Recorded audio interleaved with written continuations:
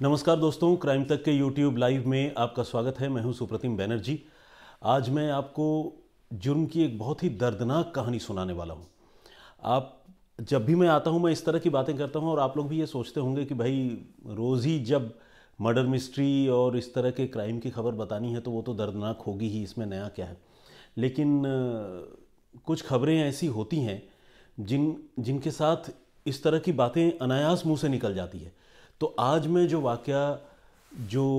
घटना आपको बताने वाला हूँ उसके बारे में सुनकर आप भी ज़रूर ये मानेंगे कि हाँ, मैंने इसको दर्दनाक ठीक ही कहा।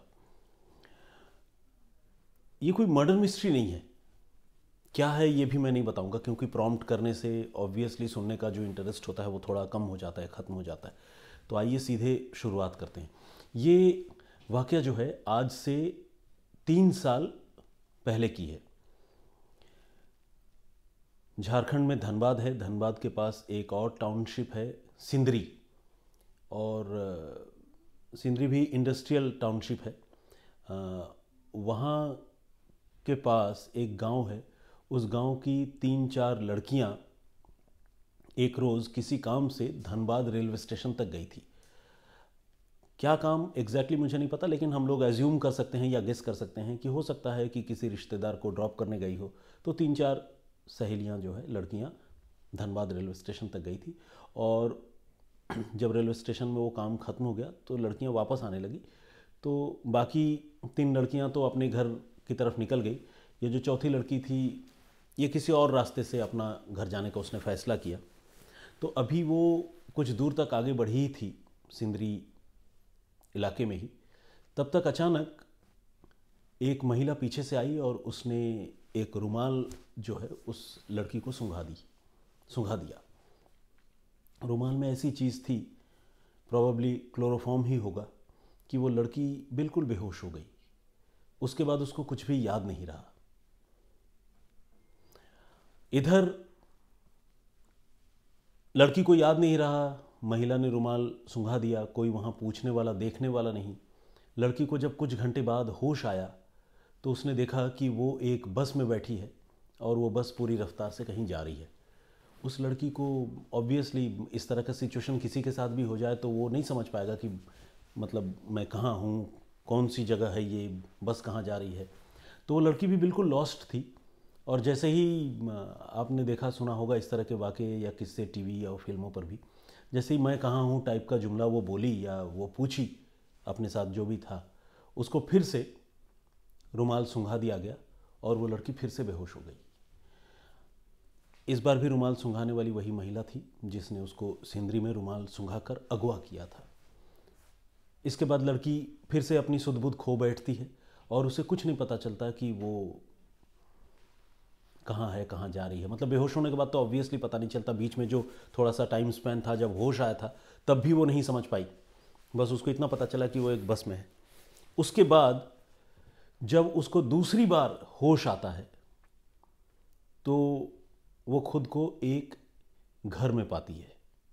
लेकिन ये एक ऐसा घर है जो कोई फैमिली हाउस होता है वैसा नहीं है कि माँ बाप भाई बहन सारे लोग हों, इस तरह के किसी परिवार में वो लड़की पहुंच गई हो, ऐसा नहीं था। बल्कि ये थोड़ा संदिग्ध टाइप का माहौल था। इसमें कुछ बाहुबली टाइप के लोग नज़र आ रहे थे और कुछ लड़कियां थी। तो कुल मिलाकर आप समझ सकते हैं कि एक जिस्म फरोशी का अड्डा कह लीजिए या कोठा कह लीजिए, कुछ इस तरह का एक एनवायरनमेंट था जहाँ पर उस लड़की ने, जब उसको दूसरी बार होश आया तो उसने अपने आप को पाया। फिर उसने पूछा कि मैं कहाँ हूँ, ये कौन सी जगह है। तो पहले तो लोगों ने जो भी आसपास उसके था उसके इर्द गिर्द उसे बहुत डराया धमकाया, ठीक से बात नहीं की। लेकिन धीरे धीरे उसे पता चला कि वो इस वक्त बिहार के पूर्वी चंपारण ज़िले में है और पूर्वी चंपारण ज़िले में मोतिहारी है और मोतिहारी के पिपरा कोठी इलाके में है। अब जब लड़की को पता चला कि मैं यहाँ पिपरा कोठी में हूँ और पूर्वी चंपारण में हूँ, तो उसने अगल बगल जो दूसरे लोग थे, जो लड़कियाँ और थीं, उनसे पूछा कि भाई मैं यहाँ क्यों हूँ, मुझे कौन लेकर आया है, क्या है। तो इससे पहले कि उसके इस तरह के इंक्वायरीज़ और सवालों का जवाब मिलता, तब तक एक आदमी उसके सामने आकर खड़ा होता है। दबंग टाइप का आदमी, जिस आदमी का नाम है जितेंद्र सम्राट। नाम तो बहुत अच्छा है, लेकिन कर्म जो है उतने ही नीच और गिरे हुए। ये जितेंद्र सम्राट क्या करता है, इस लड़की को आकर बोलता है कि सुन, अब ज़्यादा चालाकी मत करना, मैंने तुम्हें 1,20,000 रुपये देकर ख़रीदा है और अब तुम मेरी ग़ुलाम हो। मैं जैसा जैसा करता या कहता जाऊंगा तुम वैसा वैसा करती जाओगी। अगर तुमने ज़रा भी चालाकी की तो मुझसे बुरा कोई नहीं होगा।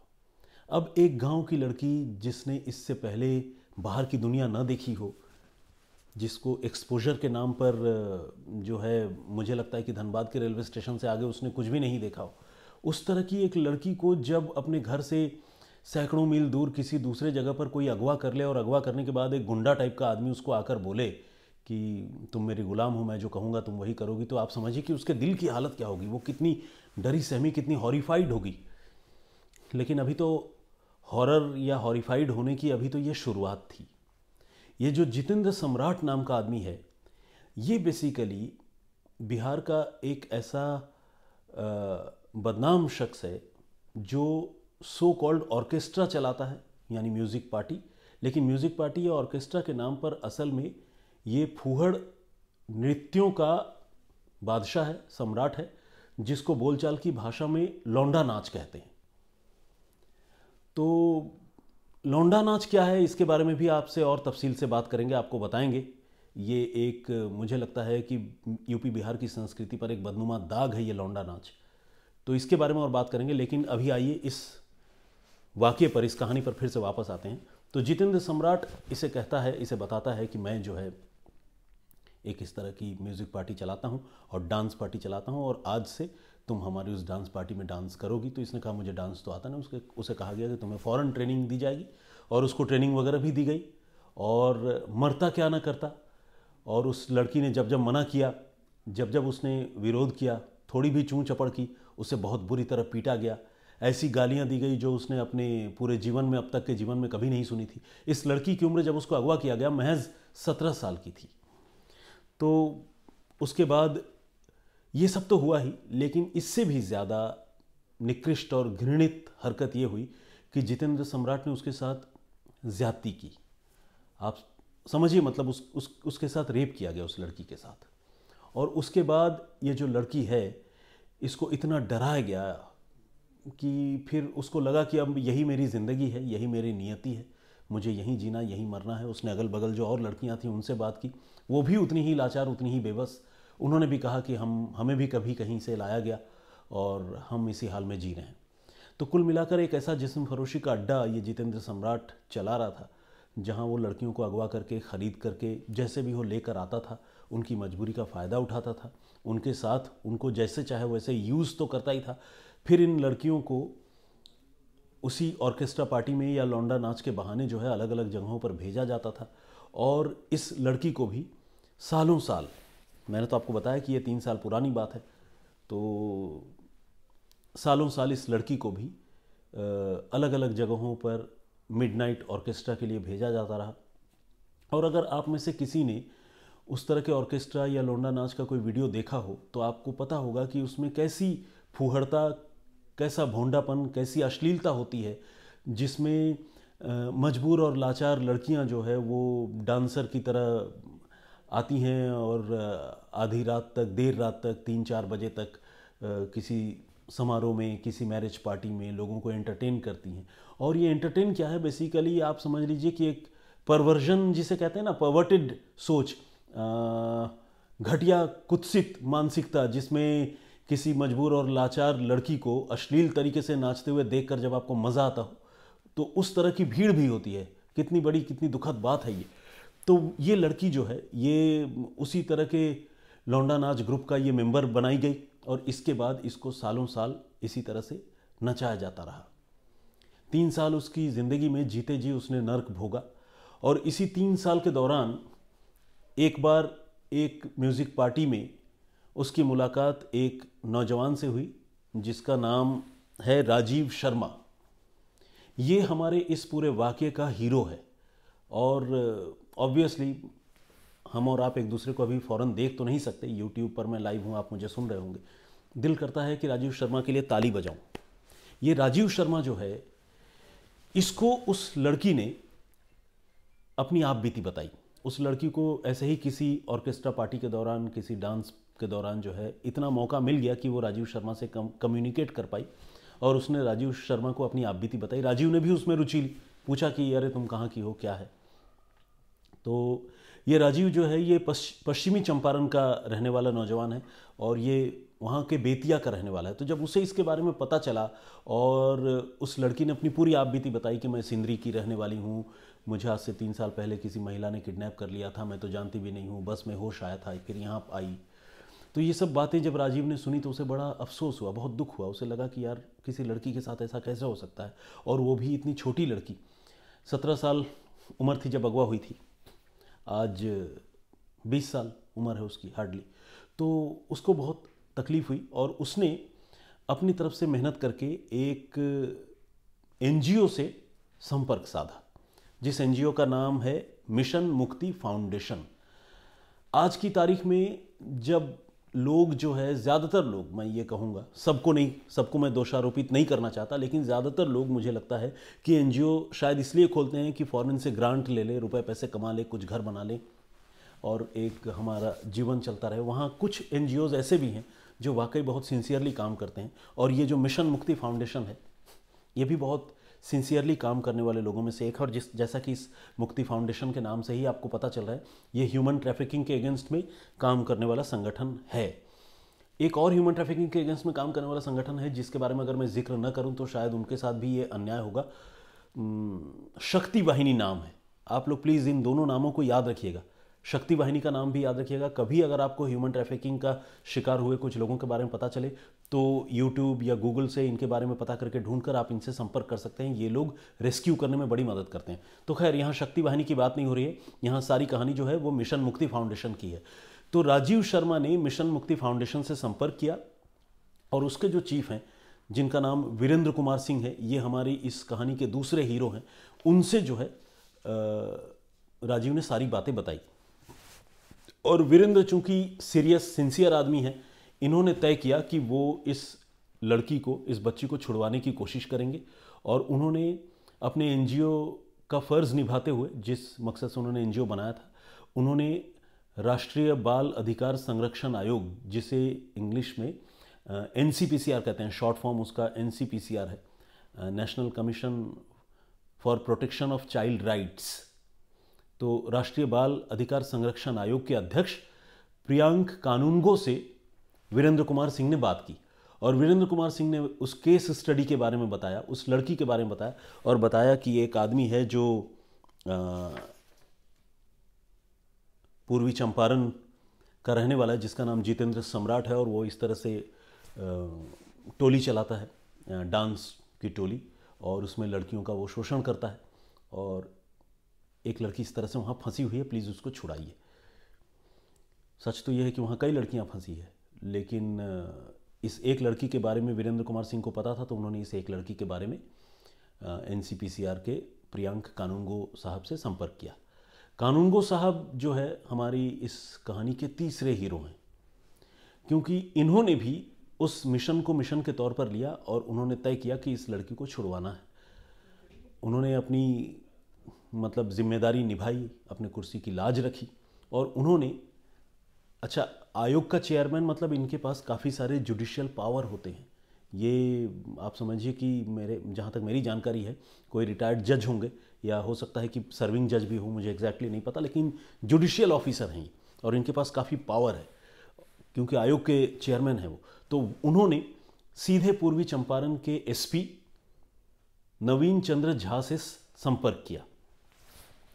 नवीन चंद्र झा हमारी इस कहानी के चौथे हीरो हैं और प्रियांक कानूनगो ने उनको पूरी बात बताई नवीन को, और नवीन जी से कहा कि भाई ऐसी बात है, पूर्वी चंपारण में एक आदमी है जो ऑर्केस्ट्रा पार्टी चलाता है, लौंडा नाच पार्टी चलाता है, जितेंद्र सम्राट नाम है, उसके पास एक लड़की है, उसको आज़ाद करवाना है, आप कुछ कीजिए। तो नवीन चंद्र झा, जो कि हमारे इस कहानी के चौथे हीरो हैं, उन्होंने फ़ौरन एक टीम बनाई और इस टीम में और भी हीरोज़ हैं जिन लोगों ने भूमिका निभाई। सारे लोगों का नाम मैं नहीं ले सकता, लेकिन ये टीम जो है ASP additional SP mister Shaishav Yadav की अगुवाई में एक टीम बनाई गई। इनको भी मैं इस पूरी कहानी का पांचवा हीरो मानूंगा। साथ में जो टीम के दूसरे लोग थे जिन्होंने इस काम में परोक्ष अपरोक्ष रूप से मदद की, वो भी इसके हीरो हैं, लेकिन सबका नाम मुझे नहीं पता, सबके बारे में मैं जानता नहीं हूँ, लेकिन जितने लोगों के बारे में पता चला उनको मैं क्रेडिट देना चाहता हूँ। तो नवीन चंद्र झा जो एसपी हैं वहाँ के पूर्वी चंपारण के, उनके कहने पर एक टीम बनाई गई और इस टीम ने, शैशव यादव की अगुवाई में पुलिस अफसरों की एक टीम ने जितेंद्र सम्राट के घर पर छापेमारी की। और ये छापेमारी हुई 9 जनवरी को। अभी आज 18 है, 9 जनवरी को ये छापेमारी हुई। आपको क्या लगता है, लड़की मिल गई? नहीं मिली। इस तरह के धंधेबाजों का नेटवर्क इतना मजबूत होता है कि उनके मुखबिर इतने तगड़े होते हैं कि उनको इस तरह की छापेमारियों के बारे में भी पता चल जाता है। आखिर इस तरह का अवैध काम कैसे चलता है? आपको क्या लगता है कि पुलिस बिल्कुल बेखबर है? माफ़ कीजिएगा, पुलिस को खबरें होती हैं, पुलिस को जानकारी होती है और बहुत कुछ पुलिस की नाक के नीचे चलता है, लेकिन कुछ केसेस जो है एक्सेप्शनल हो जाते हैं। इस मामले में भी यही हुआ ये कि जब जितेंद्र सम्राट के घर पर छापेमारी हुई, ये लड़की वहाँ से गायब थी। इस लड़की को छिपा दिया गया था और ये छिपाना जो है, कोई जितेंद्र सम्राट के कान में आकाशवाणी तो हुई नहीं होगी, इसको कहीं से खबर मिल गई, भनक मिल गई कि उसके यहाँ छापेमारी होने वाली है, और ये भनक जाहिर है पुलिस महकमे से ही मिली होगी, या हो सकता है कि एनसीपीसीआर के किसी पॉइंट से लीक हुई होगी, या कुछ एनजीओ की तरफ से कहीं से लीक हो गई होगी, जो एनजीओ इसको छुड़वाने की कोशिश कर रही थी। तो कहीं से भी लीक हो, लेकिन इनके नेटवर्क इतने तगड़े होते हैं कि इनको खबरें भी मिल जाती है। तो जितेंद्र सम्राट के घर पर जब दबिश दी गई तो ये लड़की गायब थी और खुद जितेंद्र सम्राट भी गायब था। इसी से आप समझ सकते हैं कि कितना तगड़ा नेटवर्क ऐसे लोगों का होता है। लेकिन जाहिर है पूरा का पूरा घर तो गायब हो नहीं सकता, बाकी सारे लोग तो भाग नहीं सकते। तो पुलिस ने जब छापेमारी की तो वहाँ और तो जो भी मिले, जितेंद्र सम्राट नहीं मिला, ये पीड़ित लड़की नहीं मिली। जितेंद्र सम्राट का भाई पुलिस के हत्थे चढ़ गया। पुलिस उसको लेकर आई और उसके बाद पूर्वी चंपारण में उसको इंटरोगेट किया गया थाने में। जब पूछा गया तो पहले तो उसने हिला हवाली की सच्चाई बताने से, लेकिन पुलिस तो पुलिस ठहरी। जब सख्ती पे आती है तो अच्छों की ज़ुबान जो है वो खुल जाती है। तो इसकी ज़ुबान भी फाइनली खुली और इसने बताया कि जितेंद्र सम्राट और उसने मिलकर जो है उस लड़की को अपने एक रिश्तेदार के घर में छुपा रखा है। पुलिस ने वहाँ छापेमारी की और फाइनली वो 17 साल की लड़की जो आज से 3 साल पहले धनबाद के सिंदरी इलाके से अगवा की गई थी, वो लड़की फाइनली पूर्वी चंपारण यानी बिहार की पुलिस ने 3 साल बाद रिकवर कर ली। रिकवर करने के बाद पुलिस ने उसे अपने संरक्षण में, अपने प्रोटेक्शन में रखा और रखने के बाद उस लड़की से उसके पेरेंट्स के बारे में, उसके गांव के बारे में पूछा और लड़की ने वो बातें बताई। लड़की ने बताया कि वो सिंदरी के किस गांव से रहने वाली है, घर में कौन कौन है, क्या है। तो जो हमारे स्टोरी के हीरो हैं एसपी पूर्वी चंपारण के Naveen Chandra Jha, one of the heroes, तो झा जी ने फिर धनबाद में उनके जो काउंटर पार्ट है पुलिस के एसपी हैं उनसे बातचीत की और बातचीत करने के बाद उनसे कहा कि वो मदद करें इस मामले में। और धनबाद की एक पुलिस टीम फ़ौरन सिंदरी में उस लड़की के घर गई और लड़की के घर जाकर उसके घर वालों से बातचीत करके पूछा कि आपकी बेटी क्या 3 साल पहले गायब हुई थी, कुछ ऐसा है? तो वो घर वाले बिल्कुल भावुक हो गए, रोने लगे। तो उनको कहा कि घबराइए मत, रोइए मत, आपकी बेटी हमने रिकवर कर ली है, पुलिस की टीम ने, बिहार के पूर्वी चंपारण में है, आप लोग पूर्वी चंपारण जाइए, ये रहा एसपी साहब का नंबर, पता, जाइए आप लोग। तो जब धनबाद में पता चला तो जिसे कहते हैं ना सिर पे पाँव रख कर भागना, उस बेटी के पिता का दर्द समझिए। 17 साल की जिसकी कलेजे का टुकड़ा जो है वो गायब हो गई हो, वो पिता अपने बेटे को लेकर, यानी इस लड़की का भाई और लड़की का पिता, वो फ़ौरन जो है वो पूर्वी चंपारण बिहार पहुँचे। और जब बिहार पहुँचे तो पुलिस को तो तस्दीक भी करनी होती है, इंश्योर भी करना होता है कि हाँ भाई सही आदमी है कि नहीं, पता चला कोई और ह्यूमन ट्रैफिकर पुलिस के कब्जे से आकर लड़की को ले जाए। तो पुलिस ने तस्दीक करने के लिए जब मिलवाया तो ये लड़की जब अपने पिता को 3 साल बाद पहली बार देखी तो वो अपने पिता से जाकर लिपट गई और लिपट कर रोने लगी। आपको जानकर हैरानी होगी कि आधे घंटे तक दोनों एक दूसरे से लिपटे रहे, दोनों लगातार रोते रहे। आधे घंटे तक किसी को ये हिम्मत नहीं हुई, किसी में ये करेज नहीं हुआ पुलिस वालों में भी कि वो पिता को या बेटी को पुकार ले कि अरे बस हो गया, सब्र करो। नहीं हो पाया। इतने दोनों भावुक थे, इतना उनका पेन समझिए। तो फाइनली पिता पुत्री जो है वो आधे घंटे तक लगातार एक दूसरे के गले लगकर रोते रहे, और फाइनली जब आंसुओं का ज्वार थमा तो उसके बाद पिता ने अपने दर्द भरी कहानी बेटी को बताई कि मैं कितना लाचार था, कितना तुम्हें ढूंढने की कोशिश की। बेटी ने अपनी कहानी बताई, और बेटी ने उसके बाद बहुत सारी और बातें बताई कि ये 3 साल कैसे उसने गुजारे, क्या है क्या नहीं है। अभी आपके मन में एक सवाल उठ रहा होगा, जो मेरे मन में भी उठा था, वो ये कि 3 साल तक अगर वो इस तरह की कैप्टिविटी में रही, अगर किसी के कब्ज़े में रही, तो आज की तारीख में जब मोबाइल क्रांति जो है इतनी ज़बरदस्त है कि हर किसी के हाथ में फ़ोन है, इस लड़की ने अपने घर वालों को कहीं से चोरी छुपे फ़ोन क्यों नहीं किया, या फ़ोन क्यों नहीं करवाया? राजीव शर्मा खुद ही उसके घर वालों को बता देता, जो वो लड़का था जिससे वो मिली थी। लेकिन यहाँ पर एक पेंच है। पेंच ये है कि जब अगवा हुई थी तब तो उसके पास से मोबाइल फ़ोन अगर रहा भी हो, मुझे नहीं पता था या नहीं, क्योंकि इतना डिटेल मुझे नहीं पता, तो वो मोबाइल फ़ोन तो छीन ही लिया गया होगा। बाद में जब ये 3 साल तक रहने लगी और एक तरह से इसने अपने आप को अडॉप्ट कर लिया उस माहौल में, मरता क्या ना करता, तो उस समय इसके पास जो मोबाइल फ़ोन उसको बाद में मिला, उसको अपने पिता का नंबर याद नहीं था। जैसा मैंने आपको बताया कि एक गांव की लड़की जिसने बहुत ज़्यादा दुनिया नहीं देखी हो, वो कुछ ही लोगों के भरोसे, उसके मोबाइल फ़ोन बुक में कितने लोगों के नंबर होंगे, 20-25 लोगों के नंबर होंगे। तो और आज की तारीख में नंबर तो और भी याद नहीं होते। पहले तो जब बेसिक टेलीफोन था तो लोग डायरी में नोट करके रखते थे, बहुत सारे लोग नंबर याद भी रखते थे, लेकिन आज सब कुछ आदमी मोबाइल फ़ोन में सेव करके रखता है। तो लोगों को अपने घर वालों के नंबर याद नहीं रहते, किसी को भी याद नहीं रहते, मुझे भी याद नहीं है। तो उस लड़की को भी अपने पिता का नंबर याद नहीं था, तो वो चाह कर भी जो है मोबाइल फ़ोन हाथ में होने के बावजूद अपने घर वालों से संपर्क कितने दिनों में नहीं कर पाई। लेकिन उसने राजीव शर्मा नाम के नौजवान को अपना दिल का दर्द बताया, हाले दिल बताया, और वो नौजवान जो है फरिश्ता निकला, जिसकी बदौलत और 5-6 हीरो इस पूरी कहानी में जुड़े, और फाइनली 17 साल की इस लड़की को एक नई ज़िंदगी मिली, उसे उसके पिता के हवाले कर दिया गया। ये कहानी जो है सुखांत है, मतलब सुख है इस कहानी के अंत में। लेकिन आप सोचिए, अब मैं बात करता हूँ लौंडा नाच के बारे में। ये कैसी घटिया संस्कृति है। जो भी बिहार के भाई या बहन मुझे अभी सुन रहे हैं, मैं उनसे रिक्वेस्ट करता हूँ कि प्लीज़ इस चीज़ के खिलाफ आप लोग आवाज़ उठाइए। ये कैसा एंटरटेनमेंट है कि कोई लड़की या कोई लड़का लड़की के भेष में जो है वो डांस कर रहा हो, और डांस ऐसा वैसा नहीं, वो कोई कल्चर का हिस्सा नहीं है, वो अश्लीलता है, वो दिमागी दिवालियेपन की निशानी है। उत्तर प्रदेश और बिहार में इस तरह का लौंडा नाच जो है दुर्भाग्य से वहाँ की संस्कृति का हिस्सा बन चुका है, और सालों से चलता आ रहा है। ये भी बात है, ऐसा नहीं कि आजकल हुआ है। तो प्लीज़ इस चीज़ को रोकने की कोशिश कीजिए।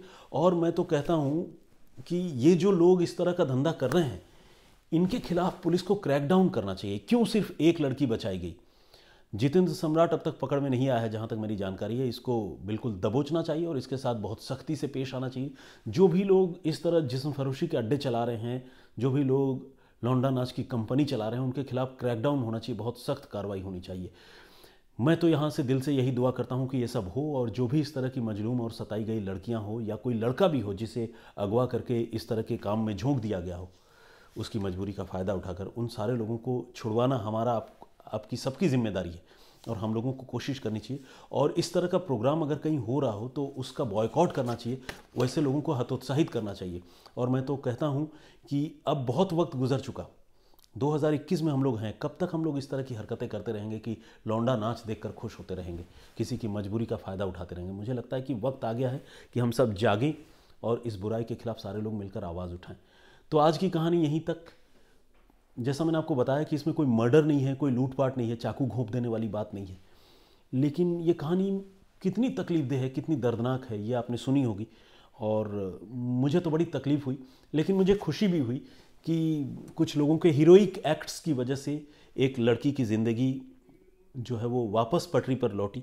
अब वो अपने माँ बाप के साथ रहेगी, उसको कल को अच्छा जीवन साथी मिलेगा, और हम दुआ करते हैं कि उसकी ज़िंदगी आगे बहुत शानदार गुजरे। लेकिन हर लड़की इतनी खुशकिस्मत नहीं होती। प्लीज़ उन लड़कियों के बारे में सोचिएगा, और अगर कभी आपको लौंडा नाच देखने का मौका मिले तो अपनी बहन, अपनी माँ, अपने घर के दूसरी महिलाओं के बारे में सोचिएगा, और एक बार अपनी अंतरात्मा से बात कीजिएगा, और इस तरह की चीज़ों का ज़रूर विरोध कीजिएगा। अब आइए, जो पिछले वीडियो में कुछ कमेंट्स आप लोगों ने किए थे, बहुत सारे कमेंट्स आपने किए हैं, तो कुछ कमेंट्स की मैं बात करता हूँ। सारे कमेंट तो मैं पढ़ नहीं सकता, तो जो आंखों के सामने है अभी कुछ, वो कमेंट्स पढ़ता हूँ। शिव साहू साहब हैं, ये कह रहे हैं have a good afternoon sir ji, how are you, well explanation, your Hindi language is very nice, thank you very much Shiv Sahu ji. Jemima ज़्यादा, ये आरती धीर और कंवलजीत को भी सज़ा नहीं हुई, ये उस स्टोरी के बारे में बात कर रहे हैं जिसमें एक एनआरआई कपल ने मिलकर एक बच्चे को गोद लिया था, और गोद सिर्फ लिया ही इसीलिए था कि वो जो है उस बच्चे की हत्या करके उस बच्चे के नाम पर जो एक बड़ी रकम उन्होंने इंश्योर करवाई थी, इंश्योरेंस की रकम, उस रकम को हड़प सके। तो ये जो जमीमा ज़्यादा हमारी दर्शक हैं वो ये कह रही हैं कि कंवलजीत, वो जो कपल है उसको भी कड़ी सज़ा मिलनी चाहिए और उनको जेल में भी होना चाहिए। इन्होंने अपनी तरफ से कहा है वो अभी भी लंदन में ही हैं, जेमिमा ये अपनी तरफ से बता रही हैं, और कह रही हैं कि नितिन शायद जेल में है, जो नितिन नाम का एक आदमी इस मामले में फैसिलिटेटर की तरह काम कर रहा था और जिसने मर्डर करवा दिया। वो कहानी अगर आपने नहीं सुनी है तो प्लीज़ सुन लीजिएगा, बहुत ही दुखद, बहुत ही दर्दनाक कहानी है वो भी। आज़ाद सिंह साहब हैं, ये राम राम भाई साहब बोल रहे हैं, राम राम मेरी और सभी। आशुतोष शुक्ला, सुप्रतिम जी गुड आफ्टरनून, आपको वारदात के बैकग्राउंड वॉइस में बहुत सुना है, आपकी सुनाई कहानी ईयरफोन पर लगा कर सो जाते हैं नाइट में जब नींद नहीं आती है और लगता है कि अब तो सो ही जाना चाहिए।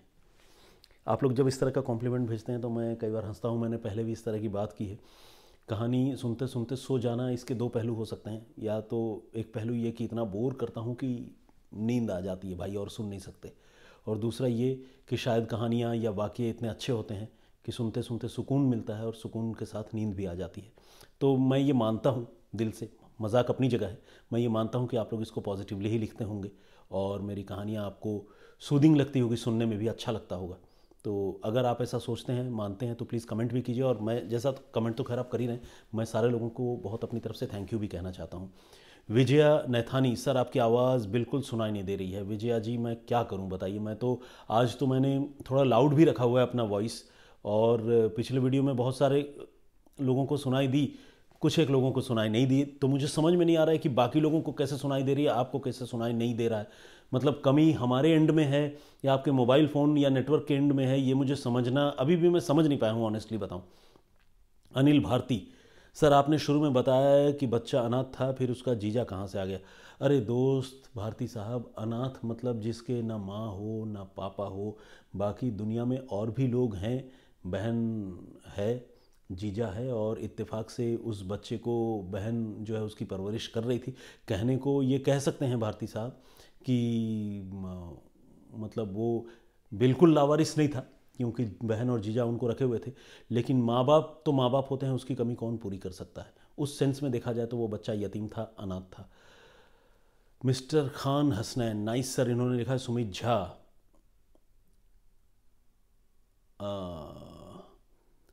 सुमित झा जी का भी कमेंट है, और इन्होंने कहा है थोड़ा तेज़ बोलो भाई जी। आज तो सुमित जी तेज़ बोल रहा हूँ, आई होप आपको मेरी आवाज़ सुनाई देगी, आपको अपना नाम भी सुनाई देगा। डेविल वेबोस के नाम से एक आईडी है, ये स्टोरी क्राइम पेट्रोल में देखी है वो कह रहे हैं।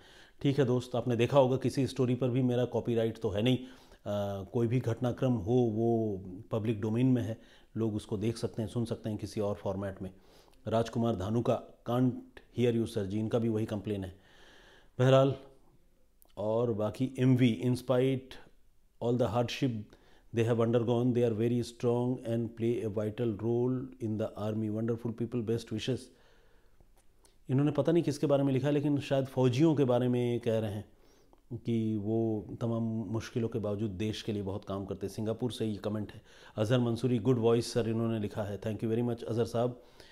और MV ने अब जो कमेंट लिखा है वो लिखा है, चाहे इंग्लिश हो या हिंदी सर आपकी वोकेबुलरी गज़ब की है, इन्होंने लिखा है। Thank you very much MV, I am grateful. और okay, this is Meena all the way from Singapore. MV मतलब मीना है, MV से क्या है मुझे नहीं पता, वर्मा हो सकता है, तो खैर जो भी हो, Meena ji thank you very much. Mahadev, sir कभी सूरत घूमने आइए, हम आपकी अच्छी खातिरदारी करेंगे, इन्होंने लिखा है।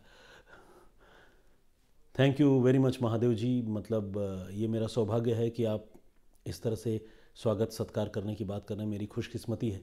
मैं अभी अपनी कलीग सुरभि को ये बता रहा था कि दोस्तों के मामले में मैं बहुत लकी हूँ, मेरे जीवन में ऐसे बहुत सारे दोस्त हैं जो मुझ पर जान वारते हैं, दिलो जान से मुझे चाहते हैं।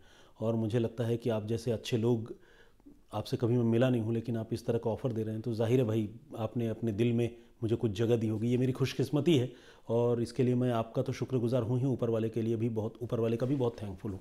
नरेश नरेश नरेश मिर्धा नाम है इनका।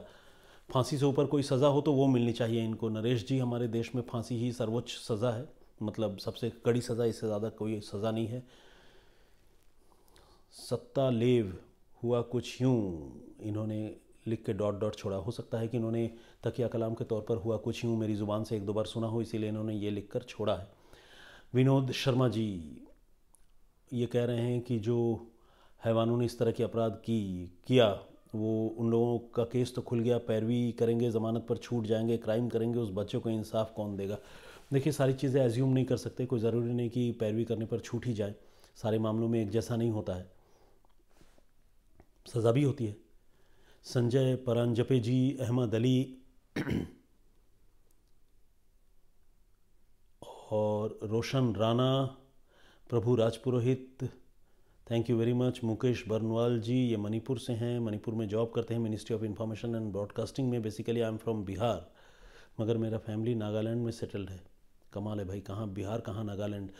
असल में ये इंसान की तकदीर होती है और उसकी रोज़ी रोटी, दाना पानी जहाँ लिखा होता है वो वहीं होता है, चाहे पैदाइश या परिवार या बैकग्राउंड कहीं का भी हो। Mani Mangat, love from Punjab sir. Sunita Juneja, what a shame, God going to take revenge, उस स्टोरी के बारे में इन्होंने कहा है जो स्टोरी हमने पिछली बार सुनाई थी। सूरज देवरिया, सर थोड़ी सस्पेंशन वाली कहानी सुनाइए। सस्पेंशन तो एक और चीज़ होती है, सस्पेंस एक और चीज़ होती है दोस्त। आप सस्पेंस बोलना चाहते होंगे, मैं समझ गया, ठीक है, कोशिश करूँगा। और दीदारुल बापू, हेलो सुप्रतिम सर। हेलो दीदारुल, आप नॉर्थ ईस्ट से हैं, मुझे पता है, आपसे पहले हमारी बातचीत हो चुकी है। सैबी सोफिया उर्मल, सर बहुत ही अच्छा कहानी था, ऐसे माता पिता भी होते हैं। हाँ, वो तो गोद लिए हुए माता पिता थे, हालांकि जुर्म की दुनिया में कुछ भी नामुमकिन नहीं है। सगे माँ बाप भी कई बार इस तरह की हरकत करते हैं, अपने बच्चों की हत्याएं कर देते हैं और बच्चे भी माँ बाप की जान ले लेते हैं। तो जुर्म की दुनिया में जो हम सोच नहीं सकते उस तरह की चीज़ें कई बार हो जाती हैं। Dhiran Parmar, Dev Kamal, Shri Vinayak and stone cutting, Swati Sara, उन्होंने उस कहानी के बारे में लिखा, it's really heart breaking. Jayshree Shah, आपका वॉइस एकदम खोल कर नहीं आ रहा है। अच्छा, जब इतने लोग वॉइस को लेकर कंप्लेन कर रहे हैं तो ज़रूर हमारे एंड में कोई प्रॉब्लम हुआ। मैं फिर से अपने टेक्निकल टीम को इसके बारे में बताऊंगा ज़रूर, that I can promise. Shivansh Rajput, Jayshree Dave, गोटराजी family, you are amazing sir, क्या बात है, thank you very much. Cool people, Deepu गाट, सफ़िया सुल्ताना, मणिपाल भोबरिया, लव मी और लीव मी के नाम से भी क्या आईडी है, इन्होंने भी कमेंट किया है। Living life, Manisha Saroj, Nisha Vora, Mani Chhetri, Mac Buzz के नाम से एक आईडी है, इन्होंने कुछ वीडियो ही डाल दिया है। दीपक विट्ठलपुर, नाड़िया, ये उस जगह का नाम बता रहे हैं, मैंने शायद नाम कुछ और बोला था, मुझे तब ये वो एग्जैक्ट उस मोहल्ले या उस कस्बे का नाम याद नहीं है। लेकिन दीपक विट्ठलपुर गुजरात से हैं और उन्होंने जगह का नाम लिखा है नाड़िया, जहाँ से वो लोग राजकोट वापस आ रहे थे जब वो मर्डर हुआ। अभिषेक सैनी, कल्चरल लाइफ, मधुर मिश्रा। अब कुछ जल्दी से स्क्रॉल करके आगे चलता हूँ ताकि सिर्फ लेटेस्ट कमेंट ना हो, पुराने कुछ कमेंट भी पढ़ लिए जाएँ। तो मैं अभी स्क्रॉल कर रहा हूँ रैंडमली, बिना देखे हुए कि किसका कमेंट मेरी आंखों के सामने रुकेगा। खैर, अब मैं आ गया हूँ। DP music, Balaji rocks, Yunus Sikligar, Krishna B Singh, killing machine के नाम से है एक आईडी, और इन्होंने कहा है कि love you a lot sir, please take my name. नाम तो लूँ लेकिन किलिंग मशीन ही नाम लेना पड़ रहा है क्योंकि आपने अपना नाम आगे तो लिखा नहीं है, मतलब सही नाम नहीं लिखा है। किलिंग मशीन तो आपकी आईडी है। शाहिदा बानो, शाहिदा जी बहुत बहुत स्वागत आपका। वैभव नितेश, प्रिंस अब्दुल्ला, ये झारखंड से हैं, ये भी लव यू सर लिख रहे हैं, थैंक यू प्रिंस। हार्दिक सवरिया, ये जूनागढ़ से हैं, किलिंग मशीन। और Santy Singh, Dicky Tom, just a beginning, cute but psycho, क्या क्या लोग आईडी बनाते हैं।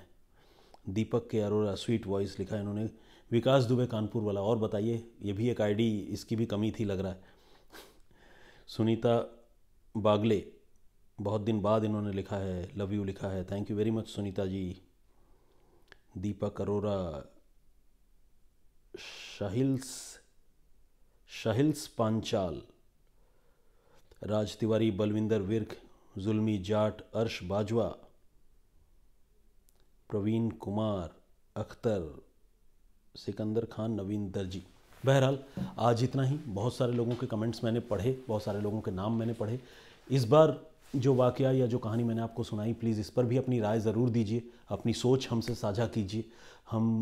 मैं जब दूसरी बार किसी स्टोरी के साथ आप सबके सामने हाजिर होऊंगा, मतलब अगली बार, तो तब मैं आपके कुछ कमेंट्स, आपकी सोच, आपकी राय आप तक, बाकी लोगों तक पहुंचाने की कोशिश करूंगा। फ़िलहाल मुझे और मेरी सहयोगी सुरभि को इजाज़त दीजिए।